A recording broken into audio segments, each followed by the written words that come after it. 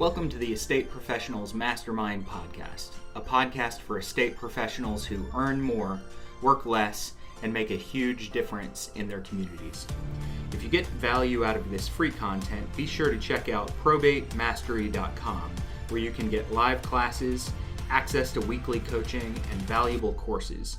To learn more, visit probatemastery.com. Now let's jump into this week's content.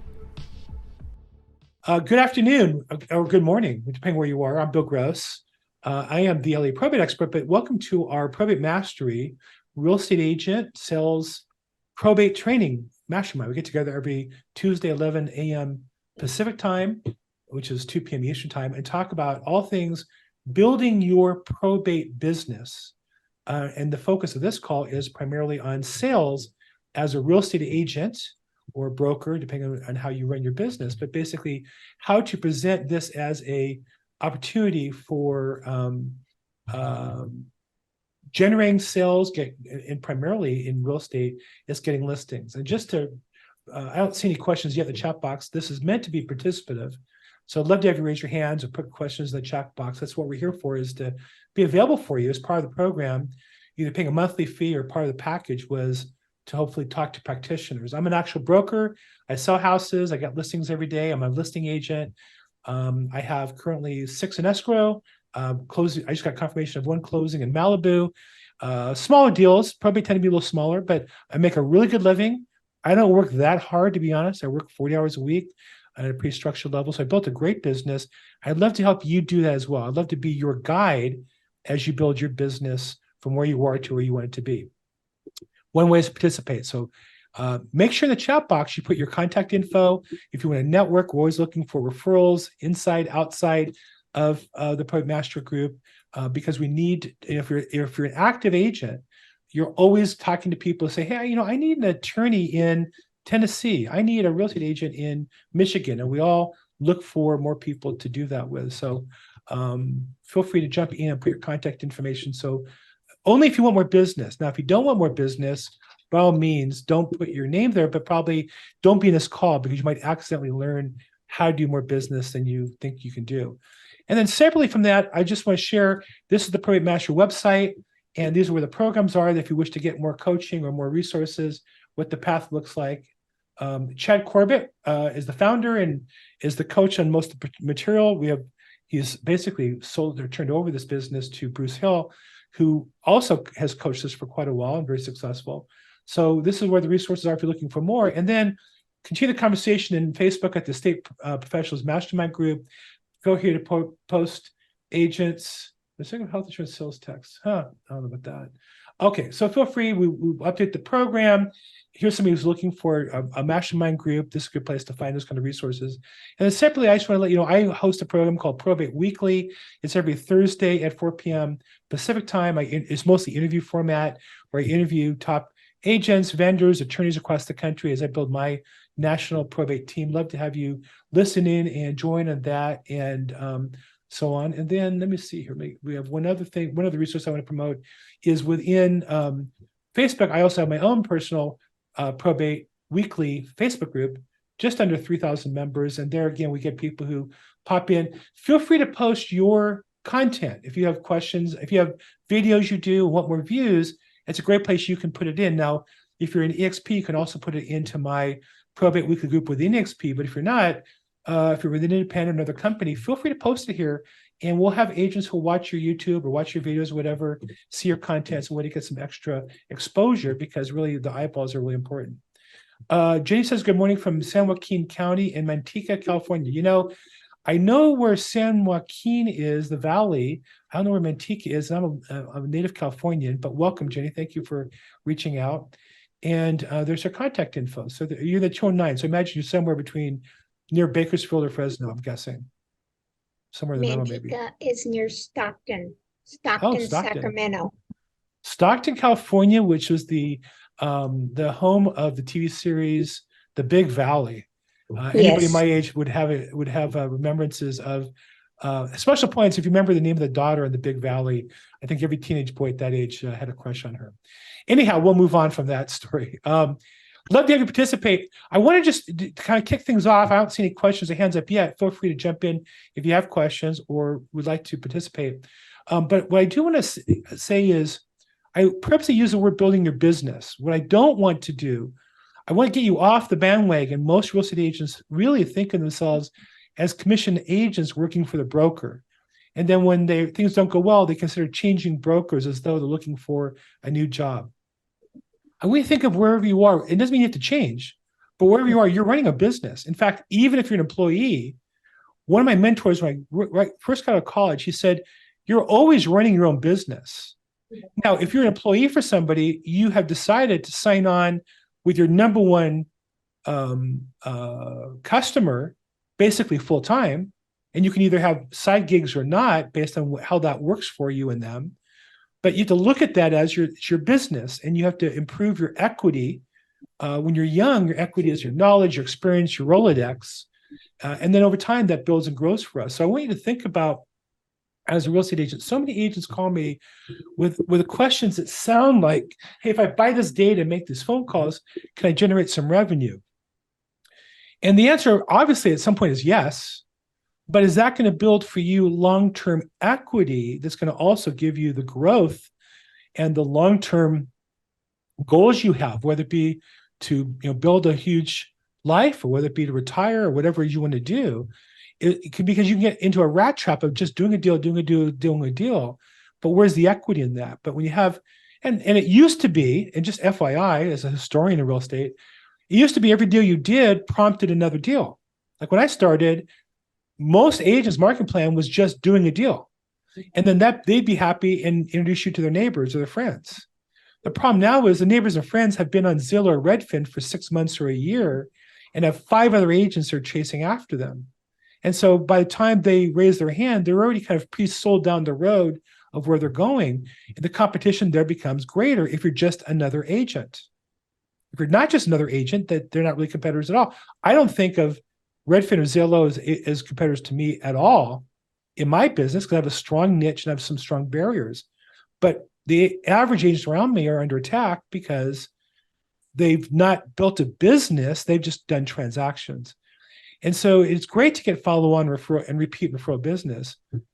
I did some stats in my email this past week where I showed that the average turnover houses has doubled in length, gone the average buyer from maybe 6 years to 12 years, which basically means realtors have half the repeat business they used to have if they just have the average amount.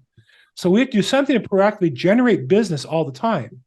Mm-hmm. And if you're a business person, and you owned a burger stand, let's say you own a McDonald's, you're counting your foot traffic every day, and you're counting your order count every day. And as a realtor, you need to look at that and do what you need to do to increase that traffic to drive your business. So that's why I use the term specifically to build your business as opposed to sales or make more income, which are great. I want to sell more and I want more income, but my focus every day is, how do I build the equity value of my business? And that then leads to sales and commissions and other activities. Okay, that's me on my soapbox a little bit today. That's Bill's Rant. I think we're going to have a little segment of the show called Bill's Rant. Who's got a question, challenge? Who's got a victory they want to share? Or a loss, a challenge they're having that they want to share with us? Anybody? No?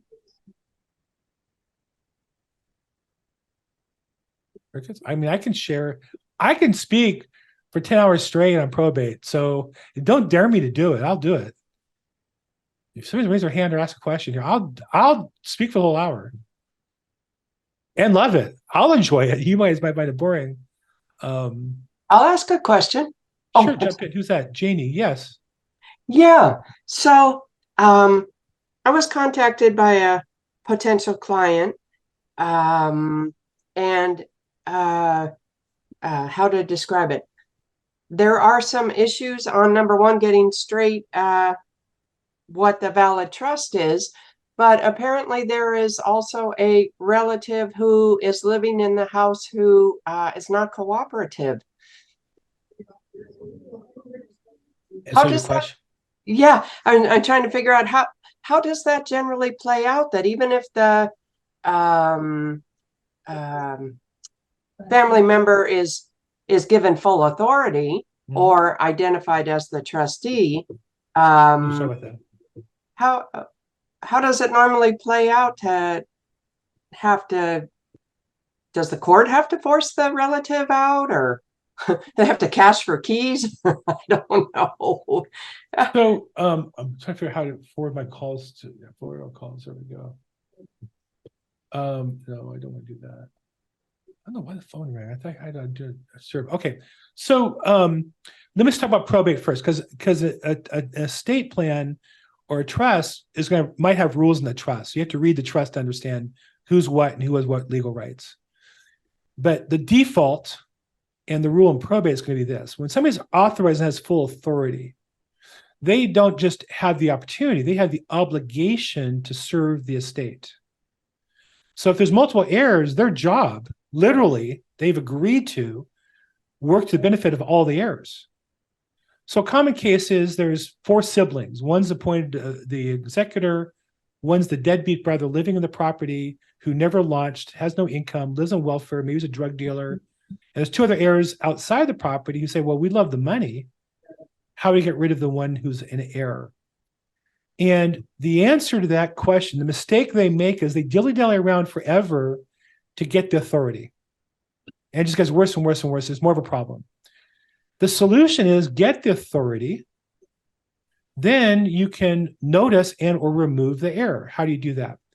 Well, in the other legal process, depends on where you are. In Los Angeles, we have the eviction procedures, but they're not a tenant. They don't have the tenant's rights. So you have to notice them.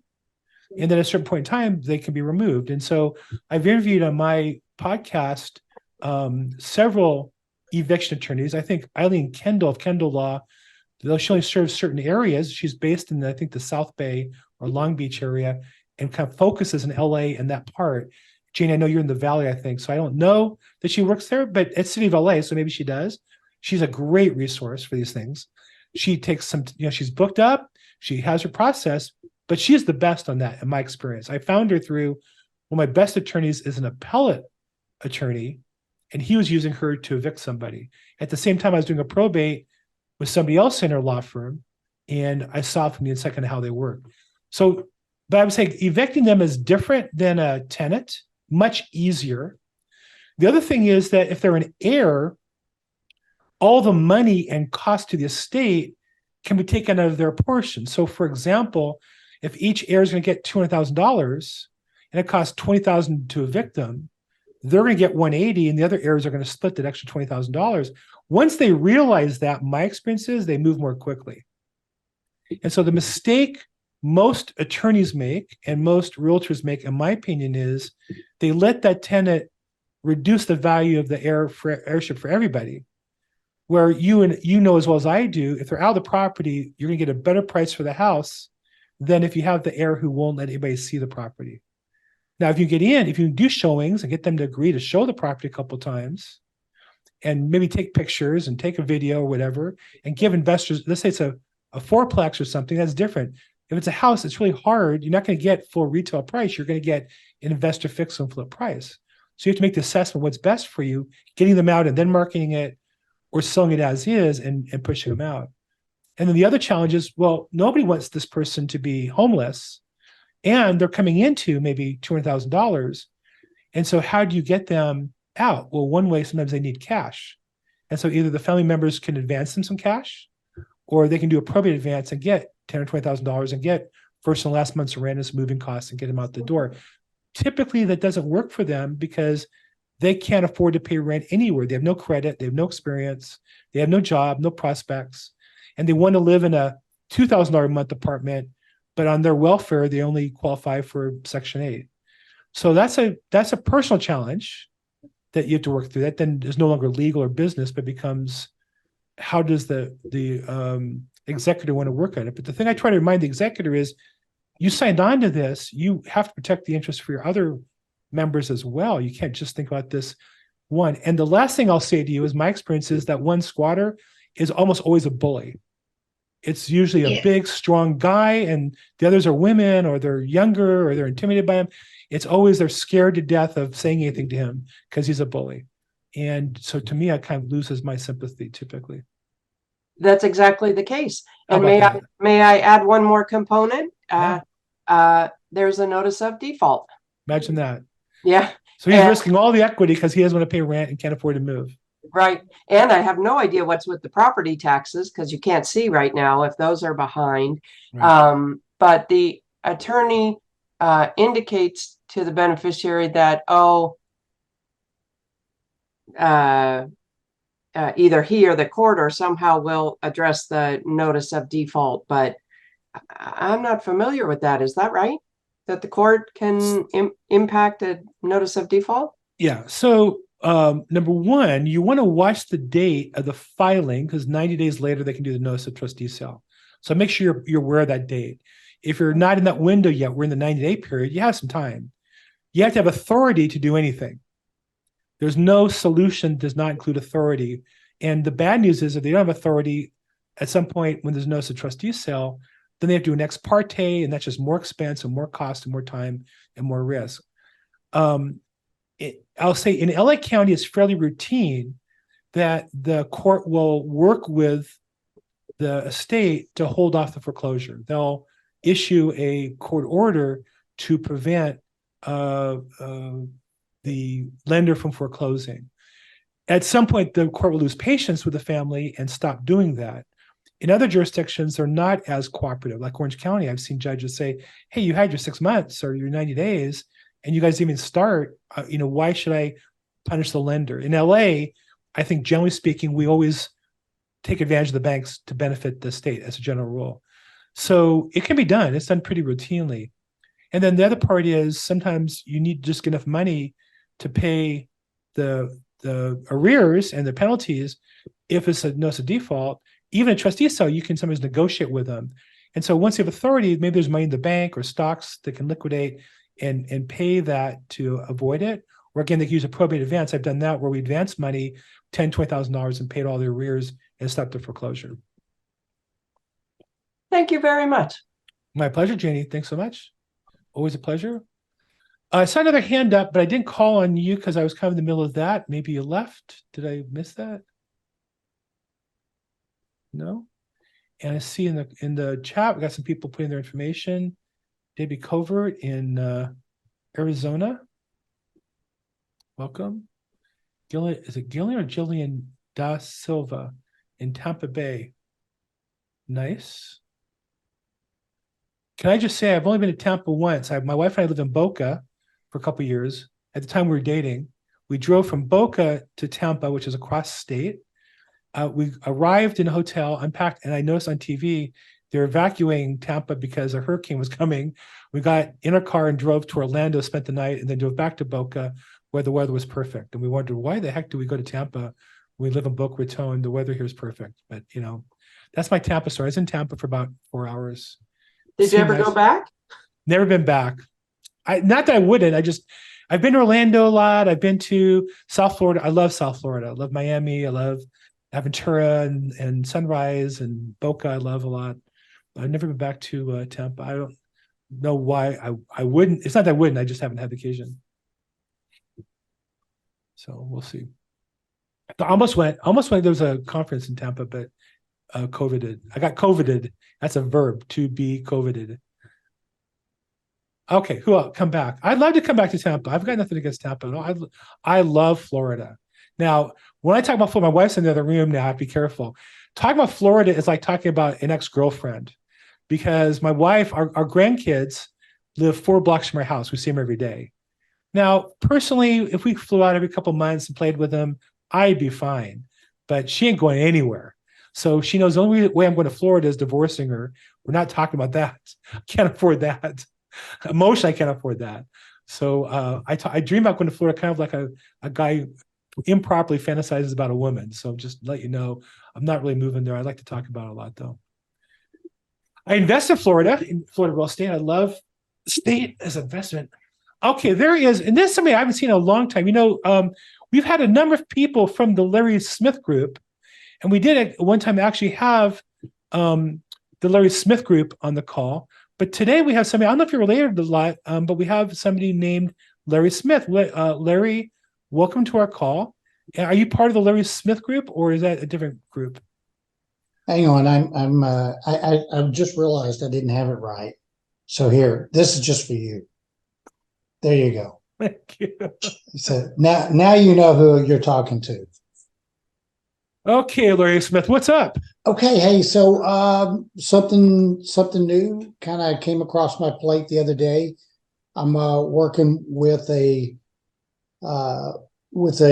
probate case, and the surviving spouse is needing help with turns out he's got a bunch of jewelry in a safety deposit box, and he had me go up there with him to help him with one of his caretakers, and lo and behold, he didn't really know what he had in there, and there's a lot of loose jewelry there, and he really doesn't know what he has or how much it's worth. So how would you handle that? Have you had experience getting jewelry appraisers involved, and how would you go about doing that? Well, when you say appraisers, that's normally for insurance. They're going to keep the jewelry and want to know what it's worth to appraise it.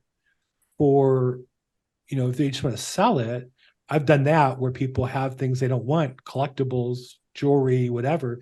And there are people who work more broadly with estates.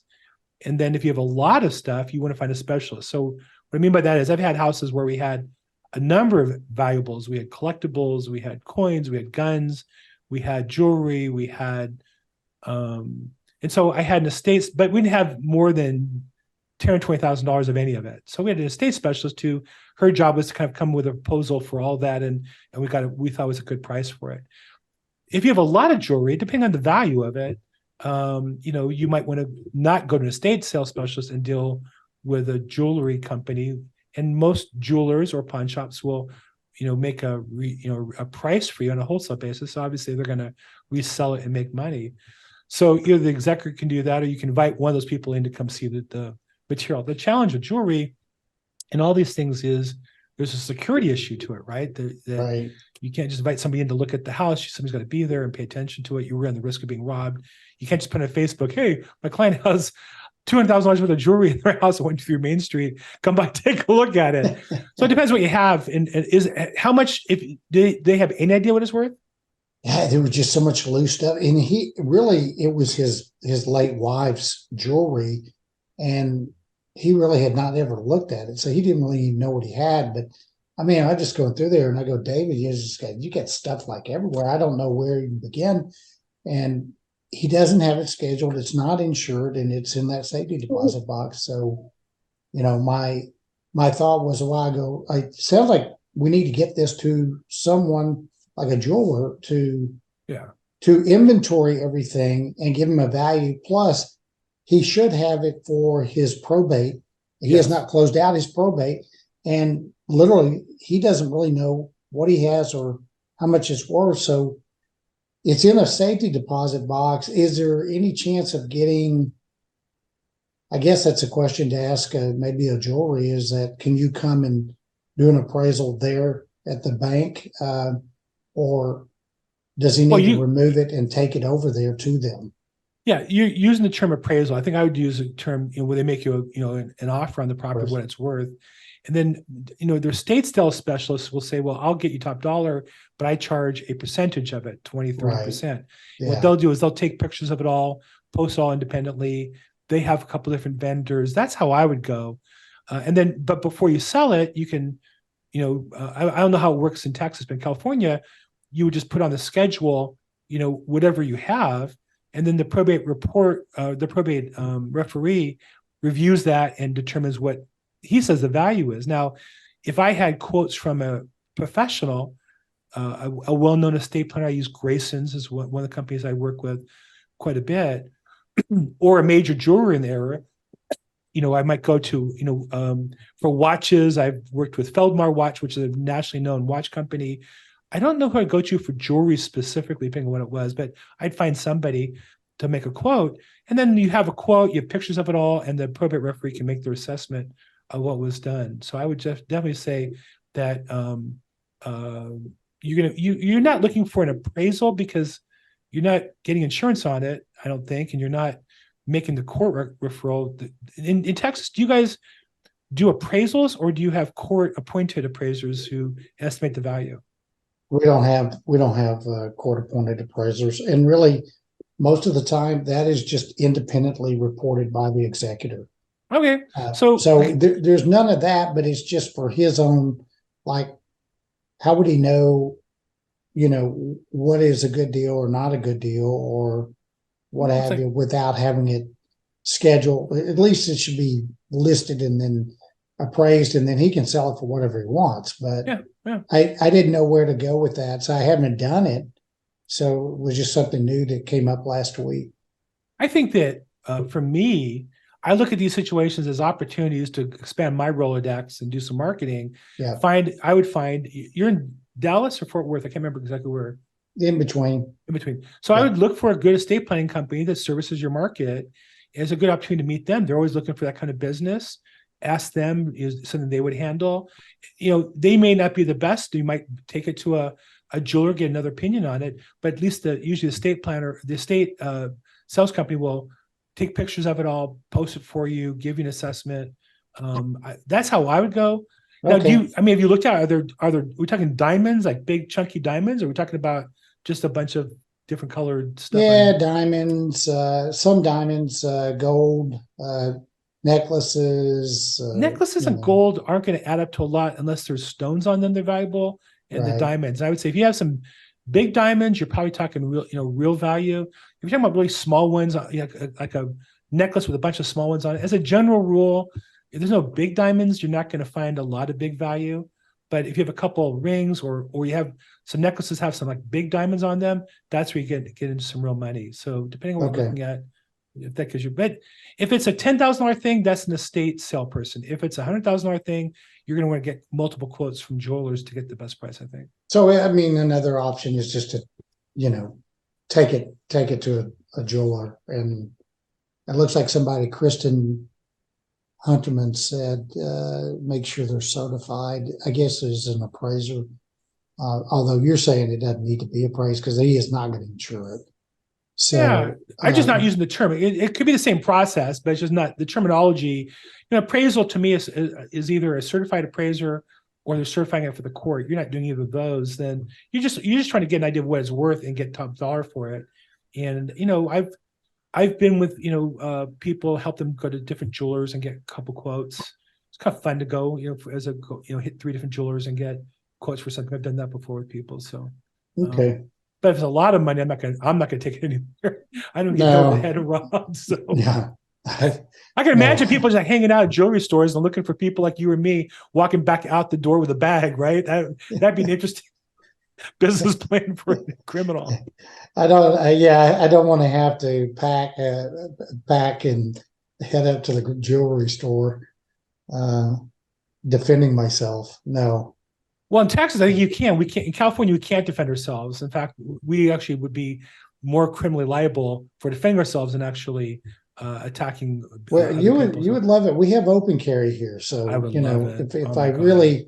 if I really need to throw it down, you can do an open carry. Oh my So, God, I would love it. And they have it in Florida, my girlfriend's state as well. So yeah, no, not in California. Not only not have open carry, we don't even have the legal right to use a weapon, because if you use it against a criminal, they're going to come after you rather than the criminal. So that's Los Angeles. Yeah, that's no bueno. No, Okay. thanks. Okay, well, Larry Smith, always a pleasure. Yes, and you could always count on me adding interest into your calls every week. And if I can, I'll hit you again before you get out of here. See ya. Fantastic. Always a pleasure. Larry Smith Group, ladies and gentlemen. Not Larry Smith, the Larry Smith Group. Yes. Bill, Yes. it's John Fraker. Hey, on the jewelry issue, all I wanted to add is kind of depending on how the family situation is always paramount, right? If it's a surviving spouse, not a real big deal. If it's just spouse and kids and everyone gets along, handling jewelry in probate. Let me adjust my camera here. Handling jewelry in probate is one of those nothing good ever comes to the executor from doing it one way or the other, right? in some cases, you literally have to have like a bank person meet you at the safe deposit box and inventory the contents right there. So nobody says, oh, Aunt Ginny had, a 5 carat diamond and now it's missing, and they come after you personally. So Yeah. handling jewelry, as an executor, like job one is to secure the estate and make sure that loose assets that are valuable like that don't wind up missing. We had a case where the lady was mentally gone, basically. And we found out this is actually before we even got involved in the case, when she passed, that she had stuffed money not only in mattresses but in the walls. And I'm talking like a couple 100,000, not like 5 or 10. Nice. Yeah, Nice. and by the time anyone got to help out in the estate, the house had been ransacked, walls ripped out, etc. So Sure. handling personal property, jewelry, if it's small amount, not a big deal. If it's a surviving spouse and kids and everyone's on the same page, not a problem. But like how you handle that, meeting somebody like the jewelry company coming to the safe deposit place, inventorying it before you hand it off to them, because jewelry is just one of those classic valuables that's easy for people to fabricate. Yeah. Right? Oh, there was this, there was that. Now you have no proof. How do you prove a negative? How do you prove there wasn't supposed to be a 5 carat diamond ring that's now missing, and now you owe them 100 grand? So Good point. For a second there, I was imagining I was in another state where people do business reasonably, in Texas, I'm sure, but in California, John's, it's a great nobody reminder. does business reasonably when there's greed involved. Yeah. Well, in Texas, you get full authority. It's a little different process than in California. Sure. But your point is very well taken. I was more addressing his specific case, and you're right to point out in general. And California, just broadly, if I had a client at a safe deposit box, first thing is definitely meet at the bank, take pictures as you open the box, with a video, all the contents laid on the table, take a picture of everything that's and there. bring witnesses.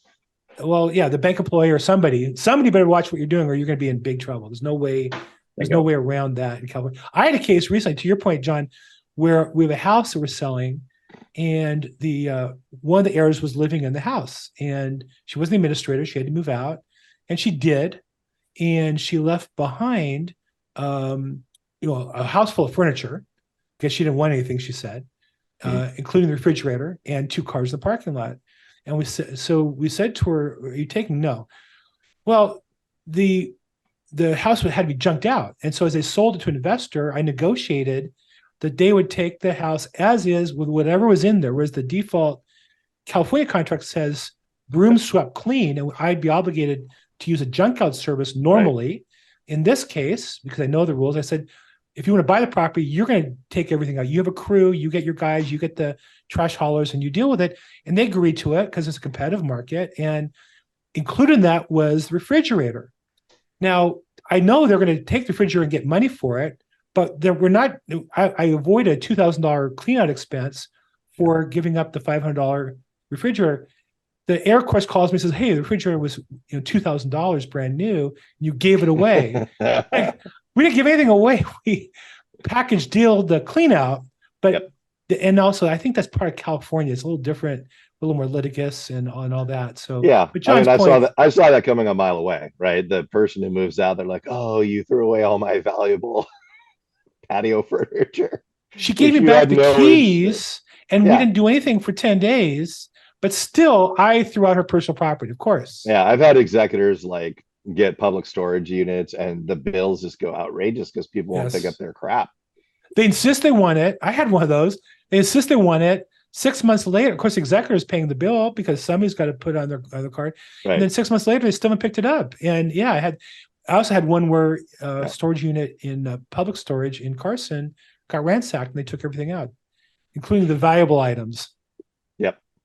That you didn't care about for 6 months. John's right. I was a little loosey goosey there answering Larry's I just question. Trying to give a broader context. I figured it wasn't applicable to that situation, but broadly, personal property is just one of those things that's so easy to fabricate. I think, John, we're going to give you a black and white uniform, a whistle, and a yellow penalty flag, and that way, when I say anything that violates nobody likes the refs. Nobody likes the. I do. If I do some, throw the penalty flag on me, and we'll bring you in, and you'll be the official probate referee. How's that sound? No, referee. Okay. Good stuff. Thank you. How's anything else, John? Anything else you want to add before we move on. No. I see Richard's hands up, but anything else? No, I'm good. Thanks. Thanks so much. Always good to see you. Okay, I see a hand up. Richard de la Cruz. Richard, what is up? Richard has a great name. You know, if you're a boxer, Richard, I could, as you walk in, to be, and now fighting out of, I don't know where you're from, weighing in at 100, whatever pounds you weigh, Richard de la Cruz. That's a great name for a boxer. Okay, I'm sorry, I got that out of my system. I like Go that, ahead. Bill. I'm sorry? I said, I like that introduction. Thank you. When you fight for the heavyweight championship of the world, let me do the intro for you. Oh, yeah. No, I think I'm a little over that. Okay. What's up? Hey, since we're talking about jewelry and stuff, I had a story. Working with these people. They're pretty up there as far as age. They're in their 90s, and he's actually an executor for his sister's estate. And he's hard of hearing, so I really communicate with the wife. So when I got in the property, the first time I filmed from the point of the locksmith taking the lock, opening the door, to the point, that we went inside, and I kind of like I toured the whole property while the camera was on. So at the end, maybe like 2 or 3 days later, she tells me that they don't want anything. They don't want anything. So I say, are you sure? There must be at least pictures or something here that you guys can probably take and have, because it's part of the family or whatever. So she says, no, we don't want anything. So a couple of weeks later, I said, I'm not going to allow this guy to clean it out and not me search to see what's in there. So I find jewelry. I find a bunch of jewelry. I find old coins. And so my conscience is telling me, hey, you got to call her, let her know what you found. So I let her know. I'm just curious what you have done, Bill. They tell you they don't want anything. Well, look, when people say they don't want anything, there's two possibilities. They really mean it, or they're just saying it and they're going to regret it. And so I have to cover both those possibilities. So number one, I need to document that that's their instruction. So either email or text, just confirming you want me to, that you're done with the house and you want everything cleaned out. I need a last, even with that, like this lady with the refrigerator, even with that, and she handed me the keys, she's still going to make a claim on the refrigerator. They're just dishonest people, and they figure if they lie enough, you're going to pay them something to go away. So you need to protect yourself, number one. If I find something, it's the customer's property, not mine. I would never, I assume I would call them and let them know about it. And I would assume if I find a few things, I would assume there's more that I'm not noticing. It's worth your time to come in and take a look at it. I can have an estate sale person come in, and as long as you want to pay them a percentage of what they find, let them go through it. My experience is anybody who has anything of value, like you mentioned, jewelry and coins, they have the kind of other stuff that an estate specialist can sell and make money on. Their furniture, their plates, their knickknacks. And those people seem to have a lot of that stuff. Estate salespeople will sell that and get some money and get a percentage of it. So I would call an estate specialist at that point that I trusted, that's bonded, that would come in and offer to sell it. And I would just say to them, whatever it is, you split with the customer, and that's part of the service. I got to tell you, I've done it a couple of times, and when they write a check for the customer for $3,000 net, $5,000 net, That's fine. that when they get that check, that's found money. They're really appreciative. So to answer your question, I would have not only called them up, but I would have said, hey, let's get somebody in here, a professional, and try to get an estate sale scheduled, or let you take everything out and get it sold. There's these companies that will do it on site only. There are other ones that will take it to their facility and do a sale there. Either one's fine, but I would urge them to take advantage of it. Okay. So jewelry store.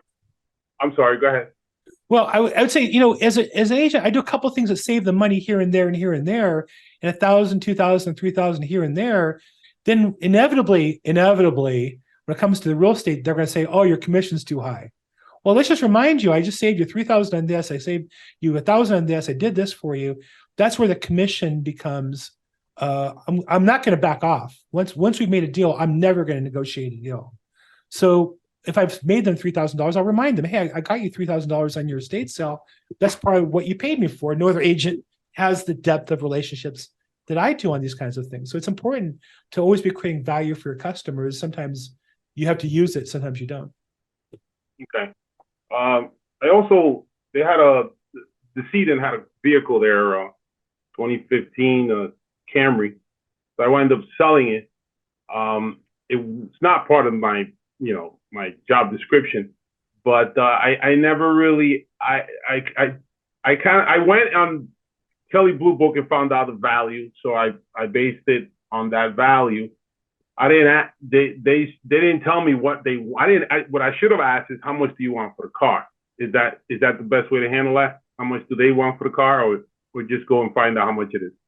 Well, I think the key is always what's the customer want. So if sometimes they'll say, if you can give me a couple $1,000s, I'd be happy. Great. At that point, you can say, I'll pay a couple thousand if you're happy with that, and I'll handle selling the car and I'll make the profit on it. They might be okay with that. But I think you have to disclose. I'm a realtor. You have to disclose that. If you're an investor or wholesaler, maybe your rules are different, but I have to play completely above board. So anything I do, if I'm going to make a nickel on it, I can say, hey, if you want, I'll buy it from you. I'll give you $2,000 today. They might appreciate the money today. They'll remember in probate, the executor can't really take money until they, at least in California, you're in New York, but in California, they can't take any money for the estate. For themselves until the probate's closed out. What they can do is get money for the estate. And so sometimes the executor has advanced money for the estate, like they advance for the publication, filing, and other costs. And they can reimburse themselves before then if there's money to the estate. So again, you have to play by those rules, make sure you're not encouraging them to cheat and you're not involved in any kind of cheating process. But to answer your question as far as cars, I've never bought a car. I don't buy cars or flip cars. There are people who do. I don't really enjoy buying or selling cars. I have 2 cars that are paid for and they're 10 years old. They run great. I just don't ever want to buy another car if I don't have to. I probably will at some point here soon. But my point is I don't enjoy it. If you enjoy it, just disclose your customer exactly what you're doing and making sure you help them follow the rules. I've had vendors come in and make offers for cars for the customer and let them deal with it. Okay. Yeah, they're pretty far from the subject property, so it's kind of tough for them. About 2 hours away. And I've had people in other states. I've had a vendor come in and say, "Hey, that Toyota will give you $4,000," and the customer says, "Great." So again, my job is to help the customer. It doesn't necessarily mean I have to do the work, but if I know a guy who'll do the work, then that's what they're looking for. So I got a question as far as they have an attorney that I'm not quite fond of because he moves extremely slow compared to my pace, and I feel like, do you ever tell these people that, hey, what's, because I did mention to her, hey, as a person that really wants to bring you as much benefit as possible, I want to make sure that you set up your affairs that way in the future when this, of course we have to confront our mortality. That way in the future when this happens and you pass away, everything is set. That way we don't have to worry. Like all the work that your husband and you are doing right now, your heirs can avoid that. The point is, I asked her, hey, is this attorney handling your estate? Because she did say she was preparing it. She said no. I said, okay, great. Well, anyway, would you ever tell one of your clients, like, hey, this guy, do you ever pass judgment on their attorney? Because I'm so close to telling her. Every day. Yeah. How do you say it? I love this. Well, what one thing I say is, now this is true for me. I don't know what your experience is, but I can only say my truth. In my experience, virtually every customer is happy with their attorney the day they sign up with them, and 90% hate their attorney after 90 days. That's my experience. Because why? Because 10% are great and do a great job, serve their customers. That's who I aspire to work with. That's who I refer people to as the top 10%. But the bottom 9% really don't know what they're doing. And I spend more of my time helping them do their job and helping their paralegals fill out their paperwork and pushing them to do things more quickly. I operate on realtor time. Realtor time is, if I call you or text you, I expect an answer back generally within an hour or two. Or, if you're a realtor and I call you about a listing, I expect somebody to contact me or respond about a listing within an hour or two, or certainly the same day. Attorneys, attorney time is like, if they get back to you in a week, they've done their job. And I'm not passing judgment. I'm just saying, I work on realtor time. I work with attorneys who work on my kind of schedule. Most attorneys don't. Most are on realtor time. You're going to work in their schedule when they're ready. and when they get around to you. And if that works for you, great. But most of my customers are extremely frustrated. And the other thing I always tell them is there's a world of difference between somebody who does something and a specialist. I am not the realtor for you if you have a $5 million house in Brentwood and you want it all prayed up and you want to have cookies in the oven to do the open houses and to hold it open and to put up balloons and to meet everybody like Mary Poppins. That's just not me. But that agent can't sell a probate the way I can because I'm a specialist. Same with attorneys. The same attorney that did your drunk driving conviction or did your divorce or can't do a probate. They don't know what they're doing. They're out of their lane. And that's why you're going to be frustrated with them over time is they're not a specialist. And I buy probate data not to cold call petitioners and not to cold call attorneys, but I look up the cases and I'll say, this guy hasn't done but one case in the last 3 years. How good can he be? He doesn't know what he's doing. The laws change, the procedures change. He doesn't have a paralegal who does this every day. Who's he using to fill out the forms? And I look at the forms, I point out mistakes they make, and there's no reason why you should have 2 or 3 continuances. So yeah, I get into that, but I back it up because I know what I'm doing. So if you're going to call out somebody, you need to have facts and share what's true for you, which is in my case, almost every. Here's a quick question. Those are you realtors on the call right now or investors. Have you ever dealt with an attorney in a probate case? You're doing a listing and there's an attorney involved. If you've been happy with the attorney, put yes. And if you're dissatisfied with the attorney, put no. If you would refer that attorney to other customers, put yes. And if you would not, put no. Let's see what we get as far as, I got a no from Larry Smith Group. Thank you for responding. Anybody else want to respond? No. I got a yes. Winston's a yes. Winston is such a badass. Nobody would hurt him or his customers. So that's just because he's a Marine and nobody's going to mess with him. But the rest of us, there's a bunch of no's. Okay. That's 9 out of 10, I think, just eyeballing it real fast. That's the normal experience. So Richard, you need to know that. And then what's your role and have the courage. Now, I'm not going to disparage the person. You'd be very careful not to disparage the person.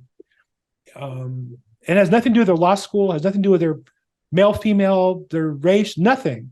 It has to do with their experience and their focus and their performance to date. And that I can speak about because those are facts. Does that help a little bit? Yes. One more question. I don't want to jack the call here. Your coaching sessions are, how does your coaching sessions work? Because looking to do. Yeah, I'd say that. So what you're referring to is I'm not a professional coach full-time. I had a coaching company. I don't like that business as a full-time business model. I'm a broker with eXp Realty. I sell houses every day. I'm available for people to call on the Probate Mastery website, or if you want to text me, I can send you a link to a one-on-one coaching session. I charge $500 for 30 minutes. The goal there is what I think is most people don't have a clear plan of where they're supposed to operate in. And so the goal is in that time to get clear on what's the big picture and what are the 1 or 2 levers you're missing that should get you in that direction. So it's for an experienced agent who really is looking to, leverage up their business to be successful right away. But I don't promote that a lot because you have to have that kind of money and be willing to pay for that kind of time. I do this call for free because I enjoy it, because I need it. And you're welcome to come on here and ask questions every week as far as I'm concerned. And, I don't charge anything extra to be on this call and ask questions. But if it gets personal into your own database, your own emails, are you using KV Core or not? And how many, what's your social media strategy? Those are things that are a little more personal you might not want to share on this call. I'm glad to discuss them on this call if you are. But if you're not, I understand why you might not. That's certainly a personal choice. But so this call, you're welcome to come on here every week and ask questions. And then I also host Probate Weekly. But as far as one-on-one coaching, you can either reach out to me directly for the link or go on the Probate Mastery website. But it's $500 for 30 minutes. Okay, guys. Thank you. Appreciate that. I don't do a $1,000 a month program for a month. Like I was with Mike Ferry, and number one, I found that their whole job was to keep you on the coaching wagon. I rather do one call that lights you up and have you come back again a month or 2 later if you find it valuable, and do 2 calls than to do one a month. Because I used to do weekly calls with people for $1,000 a month. But then it becomes a business of most people don't do what you tell them to do. I don't want to make money because you're not doing what you're supposed to do. I'd rather either you do what I tell you to do and you're so busy that you don't have time to come back. That's fine. Or you need some help along the way. I'm available. But I don't like the coaching thing where you pay monthly just to be in it and don't do anything. I really want to help people be successful. Thank you. Sure. Thanks, Richard. Thanks so much. Okay. And then don't forget, if you ever become a heavyweight champion boxer, let me know. I'd love to do the ring. I just think you have a great name for that. Okay. We're going to call back into the meeting room. Now he's bored. He's giving me the whistle thing. Larry Smith Group, formerly Larry Smith. Larry Smith Group, what's up? Yes, sir. Hey, so it's funny that you brought up the attorney thing because I have a follow-up call I did yesterday with a petitioner. And I mean, it's just like going Hold on 1 second. Present company excluded, John Fraker. Present company excluded. Go and John, you agree I'm right, I think. Yeah, well, I know plenty of bad lawyers, trust me. This isn't a secret to John. This is why John stands out, so why he's like, he's here and they're here, right? So, but the discussion fell back to, I said, you've had this hearing set for 4 months for the determination of heirship. What is your attorney saying about it? And she goes, I can't get my attorney to call the court to find out if they've actually receded it, and they just haven't updated it. And she goes, what should I do? I said, well, you don't live that far from the court if you thought about just going to the court and asking them. And I go, you don't need your attorney for that. And the magic question, she goes, well, I could go Friday. Would you mind meeting me there? Guess what I said? I hope yes, or I'm going to hit you on the head. Yeah, of course. But it was her frustration is that her attorney has sat there for 4 months with this petition for the determination of heirship, and it's just gone nowhere. And when she does finally get him on the phone, he says he'll make a call, and then he doesn't return the call back to tell her what he got with it. So I get this every day. I have these conversations every single day. And worse than that, Larry, is in LA, because it's available. I subscribe to a service. I can see the court actual actions. And so I'll tell the customer, let me go online and check. And I go into the website. I go, your petition was declined, 3 weeks ago. Did you know that? No. Or it was rescheduled because they had these defects in your petition. Did you know that? No. Well, it's available online. It's not complicated. And so I think that, and I don't know why the attorney doesn't tell the customer that. And they're not that busy. No. I will say, and I think, John would agree with me to some point, I do make good money working with bad attorneys, helping them get better. Like that's kind of part of my job or my business is you're a bad attorney, but you have a bunch of cases coming in. What are you going to do? Let me help you. Let me help your customers. The only thing I ask is let me help you. Like if I advise something, follow the advice. Don't argue with me. Don't have your paralegal argue with me. Let me be the quarterback on this. But definitely I do this is every day. And congratulations. So when is the court? Is that this coming Friday or you want to? Yeah, it's this Friday. Yeah. So I said, yeah, heck yeah, I'll meet you down there. So we're gonna go meet and see what we can get. But what's interesting about it is that it's just, I wish I could say this was an isolated thing. So I did check out the attorney, and to further your point, so that you guys know, Bill's right on with this. They don't have much experience at all doing probate, or if they do, it's not in the record anywhere. But what I wanted to give everyone a takeaway that it occurred to me by just making these phone calls and talking to people is that the attorneys don't provide the information for them to look up their own cases. If you as the agent or investor, or whatever your role may be, if you would offer to do that for them and give them updates, they will love you for it because the attorneys are not doing it at all. Amazing. And most of the time when you give them an update, like I did another one yesterday where I saw an update and I called the petitioner and left him a voicemail. He called me back and goes, oh, this is fantastic. I didn't know. When did this happen? I go, about a week ago. and nobody had told him. He didn't know what was going on, but it's more common than you think. So if you just offer, hey, I'm going to give people updates. I'm just going to sit on the site and type in case numbers and look at them and leave messages. Even if you did that, you would be way ahead. Way ahead. You Yeah. know? You said, Bill, you're right on. Can you just rephrase it? Hey, Bill is right. Can you just rephrase it to that? Bill is right. I love hearing that. I cannot put those words together. It just Come doesn't come out on. right. You said I'm right on. That's so close. You're so close. Bill was right. Just say Bill was right. I'd love to hear that. Yeah. Yeah. That is so funny. I know you need validation, but Yeah. I'm insecure. No. Yeah. Sorry. Okay. Oh, so survey question.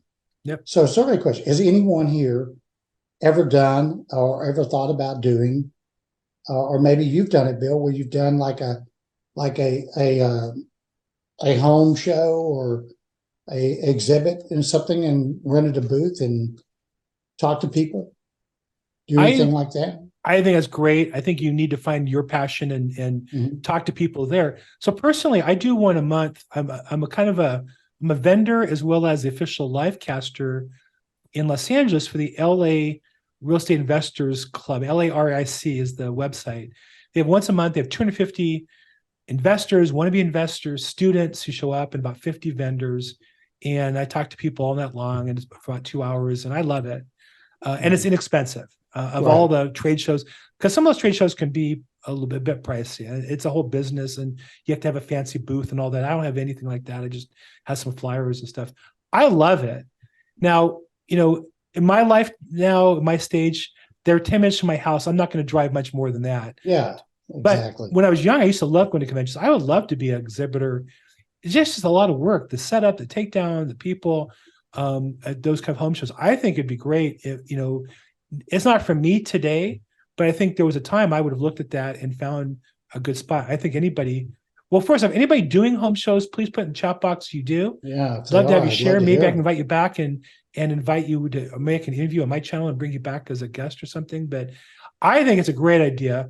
I do that one thing once a month because it's close to me and I do get to talk to a lot of people and I enjoy that. Mhm.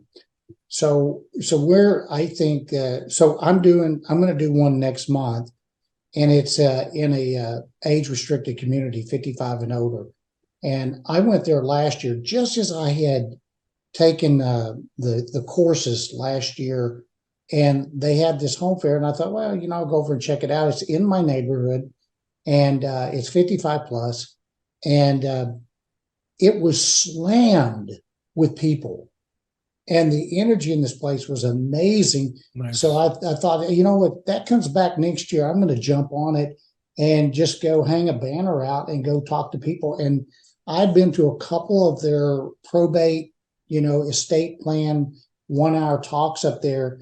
And there's always 2 or 3 or 4 couples that ask the kinds of stuff that we do, the attorneys don't do. Yeah. Like, I need people to help me with the non-legal side of probate. That's not what they're saying, but that is what they're needing. Yeah. And I think it's going to do great. So I'm excited to go do it. But if anybody's doing it, I'd love to hear, and I'll report back what I did. So. And just notice for those watching his phraseology, I'm excited to do it. I'd say anything you're excited to do, you're going to do well. For some of you, that'd be a living hell. You're never going to do it. I would enjoy it. I just don't have time for all the prep work of running the booth and buying the stuff and getting it shipped and setting it up and all that. But if I could walk in but again, you got to find how you want to do business. And I think it's a great idea. It's just 4 hours, 10 to 2, one day. Sounds great. Yeah. Okay, got one last question, and she put in the chat box and put her hand up, so she must be serious. Let's bring it. Larry, thank you so much. Debbie Covert? How do you pronounce your last name? Covert. Debbie. This is actually for Larry. Oh. During that show. 55 plus. Hold on now. Larry's got his own fans on the show. What is going on? Ask him? This is a quick shot. Because I have that opportunity here. So what do you put on your banner, Larry? What are you putting on your banner that you're going to hang at that table at that 55 plus community? I have no idea. Oh. I'm There you go. open to suggestions. I'm just saying I'm willing. I don't know that I'm available. I don't know that I have the ability, but no, I'm just kidding you. I'm going to come up with something. But yeah, it'll be fun. It'll be fun only because I just get in front of people and talk to them. And the other thing that I'll just go ahead and share is that there's usually at least 2 probate estate planning attorneys at these. They have their own booths. Boom. So I'm going to Boom. network, and I'm going to get 2 coffees out of that right off the bat. Boom. Then I'm going to share with them what I'm doing, and then we're going to start working together. So the longer play is making the relationship with the 2 attorneys.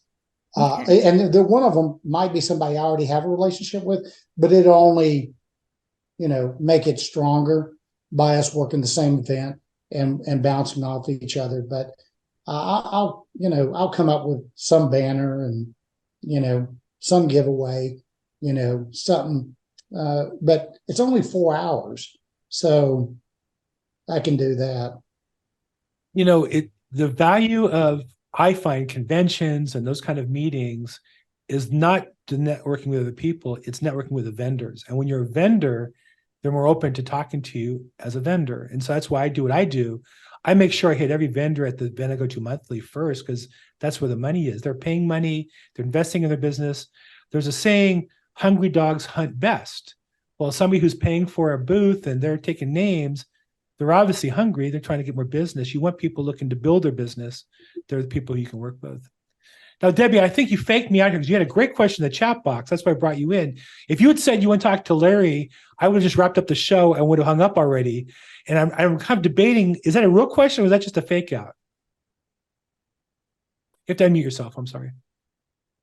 Larry's question or the one I put in the chat box? Was the one in the chat box real, or was that just a fake to get me to call on you to bring Larry in because he's my nemesis? What was do you really have? No, I love that question. There was that actually 2 I put in the chat box. Okay. For that. Good. I'm going to throw Larry out because it doesn't have anything to do with him. One was you said I think you said, is it because is the reason people are dissatisfied with their attorney because they're pro bono or don't get paid much for probate? No, the answer is across the board, people who pay attorneys fees or pro bono, of course, meaning on their own, pro se, doing it on their own, they're lost. They need help. But pro bono, isn't that when the attorney has to do so many pro bono hours? I'm sorry. You're right. I was confusing pro se with pro bono. Pro bono, I don't know of any pro bono probate cases that involve real estate because by definition, they're going to get paid. So there are pro bono probate cases where there's no estate and there are people do it for some reason otherwise. But what I would say is, no, it's not because they're doing pro bono cases. It has nothing to do with where they're paid much. My experience is even ones that have big practices and make obviously a lot of money, the customers aren't happy with their service. Now, the top 10% are great. And I learned, and frankly, the top 10%, when I have the chance, I listen and pay attention, take notes, because they're the top 10% because they're good at what they do. And I find the ones who go what they do, know what they do well, and don't do what they don't do well. They either refer it to somebody else or somebody else in the firm handles that kind of case. They don't stray from what they know they do well. But the 90%, they're like all businesses. The bottom 90% of most businesses, fail. Half of them fail, and the other 40% are on their path towards failure. So has nothing to do with the pro bono or the cost or the price. It's the relationship with the attorney. I think that if I had to guess, the core problem is in law school, they teach you about law. Maybe they teach you how to pass the bar, but they don't teach you how to run a business. And most attorneys, like most realtors, think they're attorneys or real estate agents, not business owners who have to service law or have to service real estate.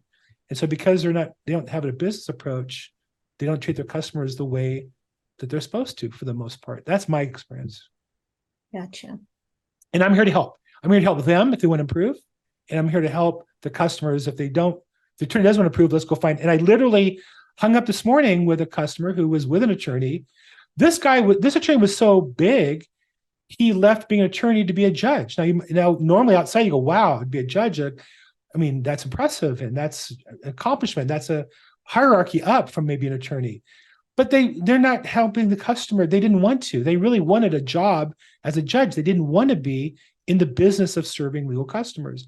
And I helped that customer sign up with a new attorney, and they're afraid the other attorney was going to charge them fees. I said, no, they can't. They can't charge 100% fees. They never even filed a petition. So I don't know what they're entitled to, but it's not a lot. And the customer gave them a deposit. They never filed the forms, never filed the publication. The customer's entitled to reimbursement for that as well. So again, I'm not here to tell you the law on that rule. What I am going to tell you is the attorney took care of it, the new one, and they've canceled, signed on, done, and I think they're going to get their money back as well. So I would say I'm not shy if I know the path to helping my customers. I'm not shy to give it to them.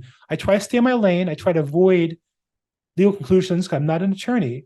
But I would definitely say it's nothing to do with the fact that let me ask you your experience in life. Aren't most vendors unsatisfactory?